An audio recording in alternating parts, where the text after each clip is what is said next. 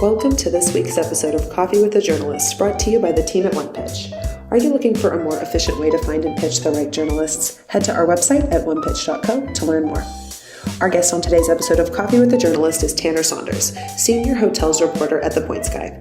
Tanner covers all things travel, including how to redeem points for max value, the latest and greatest in credit cards and perks, and scenic stays around the globe to check out. During the episode, he discusses his history in travel reporting and what The Points Guy's beat reporters cover, how he builds symbiotic relationships with publicists, and what travel stories and trends are most compelling to him right now.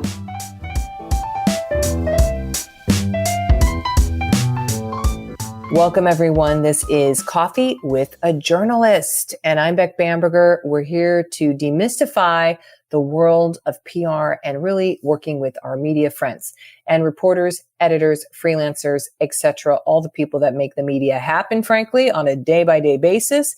It is a job and it is a lot of work. So we are here to understand it more, make better relationships. With us today, talking about travel and hotels. And don't we all want to talk about hotels? We have the senior hotels reporter from The Points Guy, Tanner Saunders, here. And wow, Tanner, I'm excited to chat with you. Me too. I I'm love excited hotels to chat with you. And I like the hotel space. So let's get into it. First off, for maybe those not as familiar, what would you describe as The Points Guy coverage and focus? Yeah. So The Points Guy, way back in the day, started out as a blog. It was a blog. And now we are a major travel media company. We have a ginormous audience. We have a huge editorial team, but we cover everything from how to use points and miles, how to earn points and miles, to travel specifics, where to go on those points and miles, how to just travel without points and miles across the board, which is kind of where I fit in. But it's fun. I think we're one of the last publications that still have like true beat reporters. I write a little bit about everything, but my beat is hotels. We have an aviation team. We have a cruise team. We have a full credit cards team. So we really are just like an all-encompassing travel site with that niche of points and miles. Can you imagine your job? Well, I mean, this is the fun of media where it's like, I write about credit cards and how best you can use them. That's wild to me. That's wild to me. But just as wild as like my only coverage is Meta and everything that Facebook is effing up and whatever else.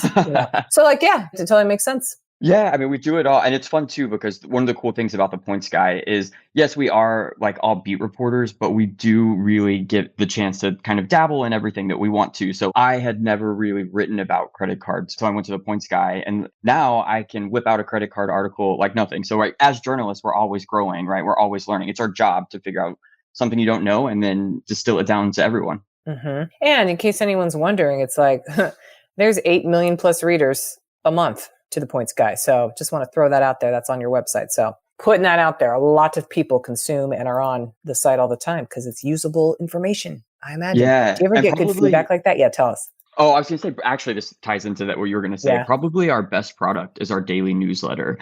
Oh, okay. I don't know the exact latest numbers, but like we have, I want to say it's like 1.2 million subscribers, and our open rate usually sits around like, it's high, like over 60%. Oh. And so we reach that many people every day. But what's fun about it is we kind of take turns and shifts. And so like I will write the newsletter for 2 weeks. So when you're getting it, it might be kind of hotel heavy because that's my beat. But it's fun. So you get to know me as a journalist. So like you don't just see like, oh, The Points Guy. It's like you're talking to Tanner at The Points Guy.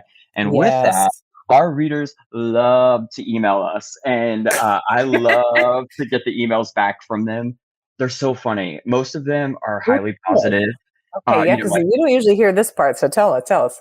Yeah, we hear back from readers like, hey, Tanner, like I took your advice. I went and stayed at that hotel. I write a lot about all-inclusive resorts, and I've got a bunch of emails that were like, you talked us into it. You got us to the right one, and that's amazing. Nice. Sometimes it's the opposite. Like I've also had people say like, hey, I don't know what you were thinking recommending that hotel, but I went and my experience wasn't great. Well, that's not the fun part, but it gives us a catalyst to be like, okay, well, like what's going on with this hotel, and gives us an opportunity to say, let's get someone back there to check it out. So it's fun. Our readers are really engaged. They're smart. They're active travelers. Yeah. And so they want to know. And also I like to say like part of what I do as a travel journalist is like, I'm helping people spend money, a lot of money sometimes. And so there's a lot of responsibility that comes with that. So I want to hear it. I want to hear their feedback. Oh, I love that. The reader feedback. Okay, now what about PR pitches? Yes. Oh my gosh, which is why I'm here today. That's right. That's right. It's such an interesting world, right? Like my career, I've been in-house my entire time. And so I've had like so many different interactions with publicists and sort of learning how they operate. My first job, Mhm, I was an mhm. editorial assistant at Thrillist. And one day I just noticed like, oh, I'm like starting to get a lot more emails than I ever did. And that's when I realized like, oh, your name is Uh-oh. on a Uh-oh. Yeah, your list. name. Yep. Yep. But let Yes, me it is. tell you, I love PR people and those emails because when I first started, I was so poor living in New York City Oh my and God, I working at know. a food and drink Oh my website. God. That's Right. when I started realizing like, oh, these publicists want to feed me. That's right, they do. And so like I Yep. don't know if I could pay my electric bill, but me and my roommate were eating at the best restaurants in New York. I had it lined up. So yeah, that was like sort of my first introduction. And now, man, I've been in the industry for a minute and there's the good, there's the bad, but Oh mainly yeah. there's the Oh many. I would yeah. say there's Yeah. the many. Yeah. Yeah. Yes. Yes. Yes. Thank you for mentioning that and just giving us an under the cloak of what's going on. More specifically, though, your inbox and how you Yes. manage it. What does that look like? Because now you're telling us, okay, I got reader feedback coming in. You probably have your day-to-day, editorial stuff going on. Where is the percentage of pitches from PR people? But also, how do you manage them? Yeah, man, oh man, oh man. I would say probably like 70% of my email every day are PR pitches. It's nonstop. And I don't know. I think at the Points Guy, we take a little bit of a different take, or at least my team at the Points Guy. I don't want to speak for everyone, and also speaking for myself mostly, but my team kind of operates this way. But we're in the mindset that the more the merrier. I personally Oh, get a little confused by a lot of my what, Tanner? colleagues. Yes. Yeah, well, I think I get a little confused by a lot of my other people in the space who are Yeah. so protective of their email. I get Mm, it. There's a lot yeah. to look through, but once you're established, I would say I'm pretty established. Like I'm looking for the names that I know are going to deliver. I'm looking for Mm-hmm. the subject lines that are going to click me in. And if I get 15 emails in a row and they're not the subject doesn't get me, it's not a name of someone who I trust is going to just have it there right for me, then I just select all unread. And Mm. that's because otherwise, we would all spend all day reading every single Yes, you email. would. So you have to get Yes. me. But I say the more the merrier because I like to know what's going on. And I also write a monthly news column. And so sometimes those emails that I might have passed on first glance, end of the month when I'm trying to fill that column up, Mm-hmm. I'm back there looking for those stories. So I want to see it. Ooh, And the okay. travel space is extra interesting, right? Because we're dealing with every hotel in the world, every airline, Oh, there's I mean, so every day it's much to changing. cover. Every day it's changing. I mean, sure, if you're writing about AI, yes, that's changing too. But my God, travel? Are you kidding me? Yeah, I'm with you on this. And it's How it confusing too evolves and because yeah, go ahead. Keep oh, going. Keep there's going. every hotel, like hotels are a really interesting space, right? So like I say we're agree. talking about a luxury hotel. That property might have an agency that represents them. Then the brand might Yes. have an agency that represents the whole brand. Yes. And Yeah. then if we're And talking about like then, a Hilton or a Hyatt, they have their collection, like the luxury oh yeah, collection at yeah, yeah, yeah, Marriott, they have their yeah. so there might be like But then five you have different people pitching. regional ones. Yes. Exactly. So there's so And many layers. there are, and this is very publicly known, like I do travel writing totally as a fun thing of the 10 plus years. And yeah, you got the agency, regional head, regional director. Like it's a lot. It's a lot. Now, not the small independent, 3 hotels and the whole group type of thing. Typically not. But when you're talking about more of the big boxes, oh, it is vast and wide. And I'm like, how do you Yes. organize that just from an agency perspective? But anyway, okay, Tanner, this is good. So bottom line is you like to get emails. You open them Yeah, up. I You wouldn't go back. necessarily say I love to get emails, but they're there. And the good thing I like about it is when I need something, I can go back and find it, right? Like say I'm updating an article, I just need a picture of a St. Regis in Hawaii. Mm-hmm, Search the name of the hotel. Look, I've got 3 emails. Hopefully there's already mm-hmm. images in there. I Yes. can update that, knock it out, and keep moving. Yeah, exactly. Yep. Okay. So that's another thing we have found so many times on the show, just to reiterate, like a lot of journalists use their inbox as their own personal search file. They'll look back at things 6 months ago and go, oh, Great. I do need that expert on that. I'm sure you aren't going way back to 6 months, maybe, Tanner, but it sounds like you do search to find what is relevant for what you need. Yeah, exactly. Yep. And sometimes actually I have gone back 6 months. Oh, You know, see? if it's back there and I'm looking for a contact, that's the best way to do it. Mm-hmm. Okay. What about relationships? Now, you're based in New York City, correct? Yes. Mhm. Great. Capital of everything. Do you want to still, do you want to meet for a happy hour, for a coffee, for a lunch, for a dinner, da, da, da, da? Like, is that a way to make relationships in your mind? Or no, just please email you and get the hell out of my space? Today's interview will continue after this brief message brought to you by OnePitch. Are you curious to learn about the unique ways OnePitch helps brands engage with the right journalists? Head to onepitch.co and create your own custom media list in 5 minutes or less. Now back to today's episode. Yeah, I'm definitely of the let's go grab a drink, let's go grab a coffee.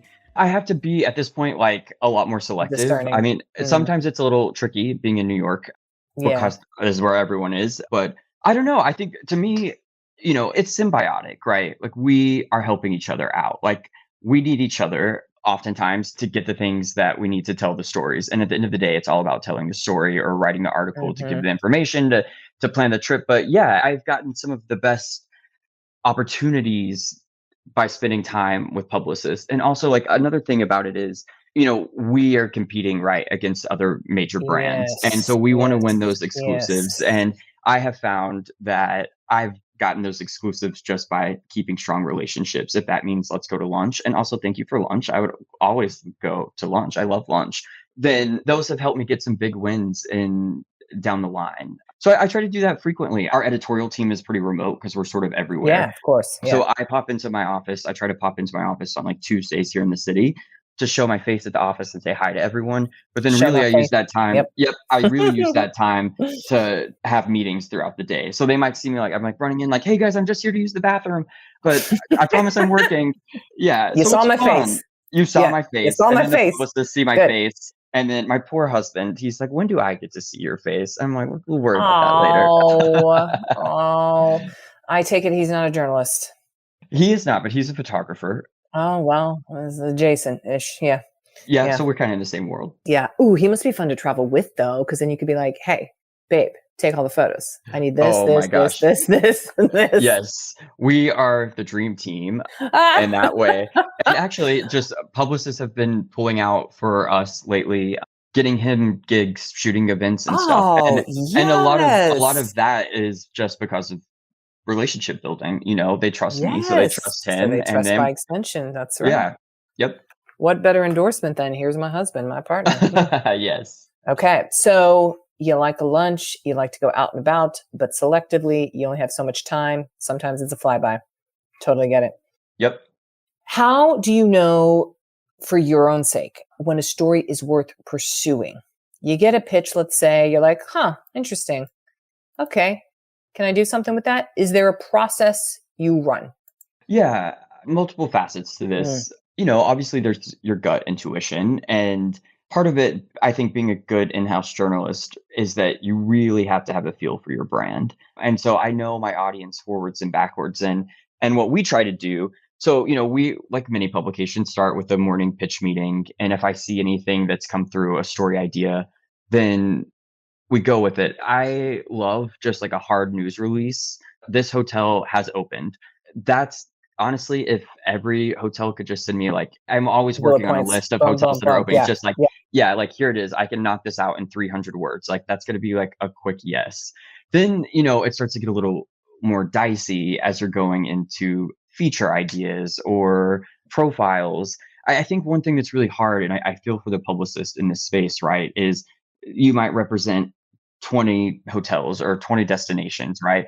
So you're trying to figure out a way to weave these all together. But unfortunately, those are often the emails that get ignored by me, because what am I supposed to do with a list of, your 20 properties in 17 different countries? Yeah.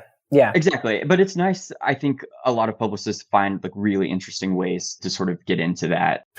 So like leaning on the trends and, sort of digging into what people are actually searching about and talking about. I think a really good example of that would be this like kind of phenomenon that's happened in the last year and a half with concert tourism, right? Oh, big time. Mm-hmm. Yeah, here's Taylor Swift hotels in Europe that you can book last minute. Cool. I'm going to jump into that and see, oh, what is still available? Like, is there a story I can dig out of that? Mm-hmm. Which, by the way, we heard you're a Swiftie fan, right? I am mega Swift. I'm actually wearing my Taylor Swift hoodie. We went to Paris to see Taylor for our honeymoon. So that's how big okay, that's Swifties the level. we were. Okay. So you're like, yes, I will research the hotels available. Yes, I sure will. Yeah. So I don't know. It's like a mix. But one thing I think that's hard in the travel space that you don't see as much of, but I really bite when I find a good one is the stories of the people behind the scenes. If I get a subject line that's like, I'm just making this up, but like, this has been the doorman at the Mark for 40 years. I want to talk to him. Like, let me talk to him. Yes. Oh, I think it was the New York Times that did a profile on the bartender there. Do you know which one I'm talking about? I'm going to find it for you because I was like, oh, it was a great, beautiful profile piece of like someone who has the decades of seeing every celebrity, every person you can imagine. It was like, ooh, dang. The property is the second piece of it. It's really the person. That's the primary, exactly. That's a great way to put it. I think that's the thing that gets lost sometimes, right? Is that the whole point of travel is oftentimes the people that you encounter along the way. And there's so many little stories waiting to be told. But, I'm always battling against the fact, like I just said, there's 40 gazillion hotels in the world and there's just me to see it all. So you got to help me find them. Yes. Okay. Ooh, I really liked that point on the people, the person. Well, we'll talk about this later, but nothing is like a story of like this beautiful hospitality, like a special way, the tour guide made you feel, or that concierge or something. God, it's so missed, I feel, in a lot of properties. But then when you do experience that, oh man, you remember it for life. Yep. Yeah. You will always remember that. You do. Exactly. Yeah. Mm-hmm. Okay, Tanner, we have a quick fire couple of questions. Are you ready? Yes. Video or phone interview? I think video. I like to see the person, but it's just honestly at the rate that I go and travel, like I might be doing an interview in like a phone booth at an airport. There you go. Yes. Okay. Bullet points or paragraphs in a pitch? Bullet points. Bullet points. How long or short for a pitch? This is what I'll say. Hit me in your subject line with like a great paragraph, put the press release at the bottom if it's that type of pitch. If it's longer than 2 or 3 solid paragraphs, then I might check out halfway through. Mm-hmm. Might. Emphasize might, yes. Images attached or a Dropbox zip file?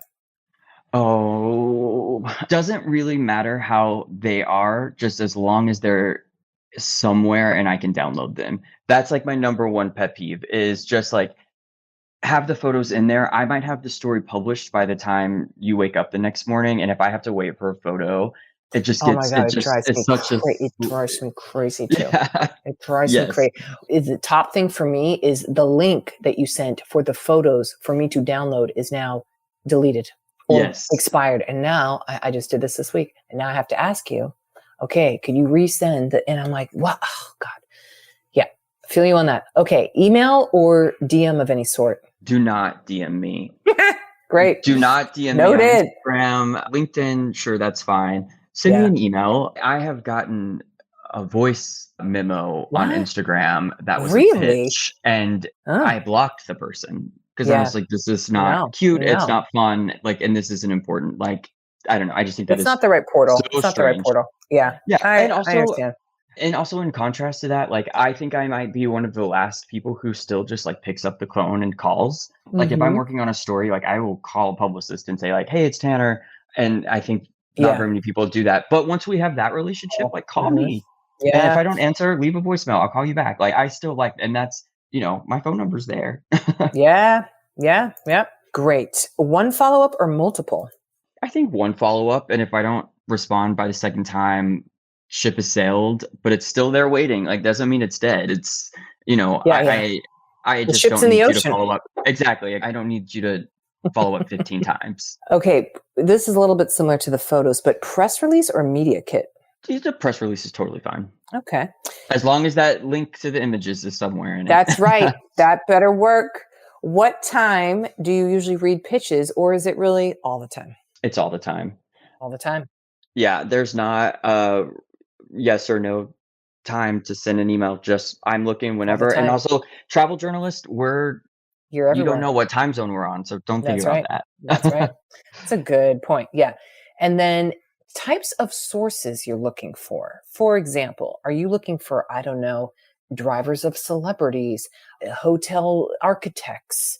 You know, you're obviously not needing like an MD who specializes in brain cancer. No. But like, what if any, are there source-wise for you?